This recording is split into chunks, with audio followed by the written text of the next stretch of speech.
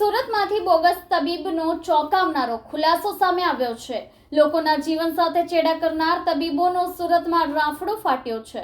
પોલીસે 13 બોગસ તબીબો સહિત 1500 જેટલા બોગસ સર્ટિફિકેટ જપ્ત કર્યા છે। થોડા દિવસથી સુરત શહેરમાં પકડાઈ રહેલા બોગસ ડોક્ટરો સામે દિવ્યા ભાસ્કરે અભિયાન ચલાવ્યું હતું। આ અભિયાનના પરિણામે જિલ્લામાં ડિગ્રી વગર જ પ્રેક્ટિસ કરી લોકોના આરોગ્ય સાથે ચેડા કરતા મુન્નાભાઈઓને ઝડપી પાડવા તપાસ શરૂ કરાઈ હતી। આ દરમિયાન સુરત પોલીસે પાંડેસરામાં ચાલતા 3 ક્લિનિક ઉપર દરોડા પાડી બોગસ તબીબોને ઝડપી પાડ્યા હતા। તેમની પાસેથી BEMSના સર્ટિફિકેટ મળ્યા હતા, જે સુરતના જ 2 તબીબે આપ્યા હોવાનું ખુલ્યું હતું। પોલીસે આ મામલે અત્યાર સુધીમાં કુલ 13ને ઝડપી પાડ્યા છે। આ કેસની પોલીસ તપાસમાં સામે આવ્યું છે કે ડોક્ટર રાવત અને ડોક્ટર રસેસ સાથે મળીને ધોરણ 10-12 પાસ બેકારોને 70,000માં બોગસ મેડિકલ ડિગ્રી આપવાનું રેકેટ ચલાવતા હતા। માત્ર એટલું જ નહીં, રજિસ્ટ્રેશન પેટે મહિને 5,000 રૂપિયા વસૂલતા હતા। 1992થી ચાલતા આ રેકેટમાં 1200 लोगों बोगस डिग्री आपी है। माननीय HM सर, DG सर और CP सर, इनके निर्देशन से जो फर्जी डॉक्टर हैं जो बिना डिग्री के या गलत डिग्री के साथ में प्रैक्टिस करते हैं, उनके लिए इंफॉर्मेशन मिला कि पांडेसरा पुलिस स्टेशन विस्तार में 3 डॉक्टर के बारे में इंफॉर्मेशन मिला कि वो उनकी डिग्री फर्जी है और यहाँ पे वो एलोपैथिक दवाओं की प्रैक्टिस कर रहे हैं। तो आरोग्य विभाग की टीम के साथ में शशिकांत मिश्री महतो, ये एक प्रिंस क्लिनिक करके चलाता है, दूसरा सिद्धार्थ कालीपद देवनाथ और तीसरा डॉक्टर जो है वो पार्थ कालीपद देवनाथ।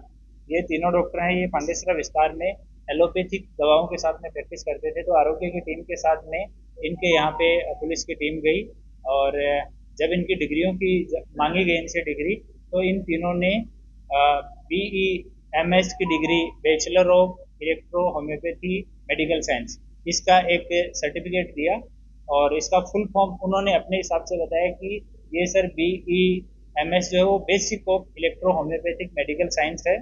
और बाद में जब आरोग्य की टीम ने बताया कि इस तरह की कोई डिग्री गुजरात सरकार के द्वारा अधिकृत कोई भी विभाग नहीं देता है, ये डिग्री है वो बोगस है, तो डॉक्टर से पूछताछ की गई कि आपने ये सर्टिफिकेट है ये कहाँ से लिया। तो उन्होंने बताया कि यहाँ रसेश गुजराती करके हैं डॉक्टर, और वो लंबे टाइम से ये जो है बहुत सारे डॉक्टर ऐसे हैं जिनको उन्होंने इस तरह की डिग्री दी है। और उसके बाद में जब इन तीनों डॉक्टर से पूछपरछ करने के बाद में उनका स्टेटमेंट रिपोर्ट किया गया। जो वहाँ से मिला वो एलोपैथिक दवाई है वो पंचनामा में रख के और कब्जे किया गया। उसके बाद में रसेश गुजराती को यहाँ पे जाके उससे पूछताछ की गई और सर्च की गई। तो वहाँ पे भी जब रसेश गुजराती के यहाँ पे उसके ऑफिस में गए तो बालाजी कृपा सोसाइटी पालनपुर जगात नाका रामदेव रोड पे रहता है, वहाँ पे रजिस्ट्रेशन फॉर्म्स मिले, आई कार्ड के साथ में इस तरह के सर्टिफिकेट मिले 7, खाली सर्टिफिकेट जो प्रिंट करने के लिए थे वो 5 मिले, अलग अलग सर्टिफिकेट उनकी जीरोक्स 15 मिली और मेंबरशिप रिन्यूअल के फॉर्म 8 मिले। तो डॉक्टर से पूछताछ की गई कि आप ये BEMS का सर्टिफिकेट या डिग्री ये किस तरह से देते हो, किस तरह से ट्रेनिंग करवाते हो। तो रसेश गुजराती ने अपने स्टेटमेंट में बताया कि वो पहले यहाँ गुजरात में 90s में उसने DHMS का कोर्स किया और पहले 1-2 ट्रस्ट के साथ में लेक्चरर तरीके काम किया। होम्योपैथी में उसने लेक्चरर बना, फिर एक ट्रस्ट के कॉलेज में वाइस प्रिंसिपल बना, फिर प्रिंसिपल बना। उसके बाद उसने धीरे धीरे उसमें ज़्यादा उसको बेनिफिट नहीं हो रहा था, तो इलेक्ट्रो होम्योपैथी के बारे में उसको पता लगा और रसेश गुजराती शार्प है तो उसने इसके बारे में स्टडी किया। तो उसको पता लगा कि भारत सरकार या राज्य सरकार कोई भी इसके बारे में किसी तरह का रूल है वो कोई पब्लिश नहीं किया हुआ है, कोई रूल रेगुलेशन से इलेक्ट्रो होम्योपैथी जो है वो बाहर है। तो इसने एक अहमदाबाद के डॉक्टर हैं BK रावत, उनके संपर्क में आया ये। फिर इन दोनों ने मिलके पहला जो इनिशियल कुछ लड़कों को 5-7 लड़कों को जिसका नाम इनको भी नहीं पता है, उनको प्रॉपर तरीके से इलेक्ट्रो होम्योपैथी के बारे में बताया। 3 साल का कोर्स था, पर लगभग 2 साल में इन लोगों ने उनको ट्रेन किया और इलेक्ट्रो होम्योपैथी की दवाई देना, क्या क्या रोग का उपचार हो सकता है वो सिखाया। जो 4-5 डॉक्टर को इन्होंने बना के मार्केट में भेजा, तो उनका अनुभव ये आया कि कोई भी आदमी पब्लिक के जो लोग हैं वो इलेक्ट्रो होम्योपैथी की दवा लेने के लिए कोई भी पेशेंट नहीं आता है, ट्रीटमेंट कोई करवाता नहीं है और दवा जो है उसका इफेक्ट बहुत धीरे धीरे होता है। तो इस वजह से वो जो डॉक्टर मार्केट में जब गए तो उनको रिस्पॉन्स अच्छा नहीं मिला। तो इन लोगों ने बाद में अपनी स्ट्रेटेजी 2002 के बाद में इन्होंने अपनी चेंज की और इन्होंने जितने भी लोग थे जो कोई किसी डॉक्टर के यहाँ काम करता था, बाहर का व्यक्ति है, उन लोगों से संपर्क करना चालू किया।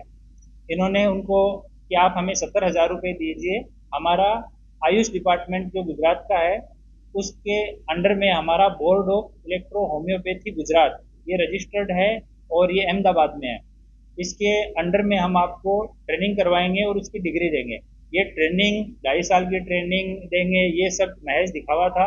इनके पास कोई इंफ्रास्ट्रक्चर नहीं है ट्रेनिंग देने का, सूरत में भी नहीं है, अहमदाबाद में भी नहीं है।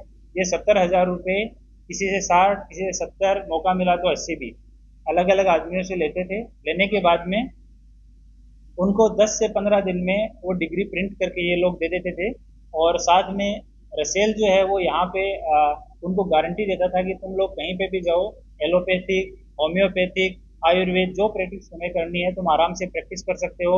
एसएमसी, पुलिस, आरोग्य ये कोई भी तुम्हारे ऊपर हाथ नहीं डालेगा, इसकी मेरी जिम्मेदारी है।